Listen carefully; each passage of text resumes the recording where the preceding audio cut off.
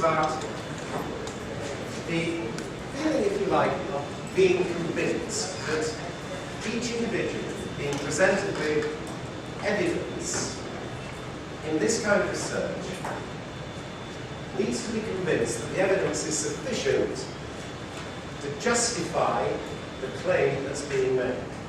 Now that is one of the most rigorous scientific criteria that you can use.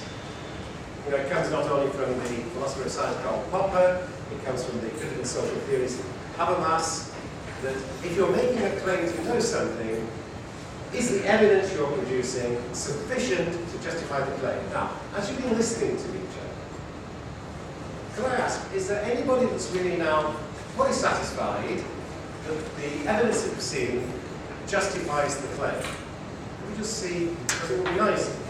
Yeah? That's great. Yeah? Any others?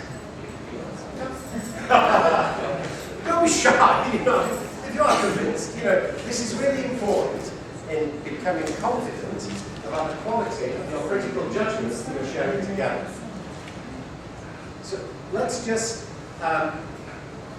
hear a little bit just about the kind of evidence which has been convincing about that influence in student learning. And then what I'll do, I'll ask Cupane if he will come and just talk a little about his doctoral thesis from Mozambique, because I've read the thesis, and again, I was really very satisfied in terms of the evidence that Cupane was producing.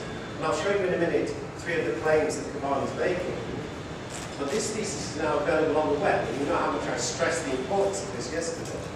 And Cupane is towards a culture-sensitive pedagogy of physics teacher education in Mozambique.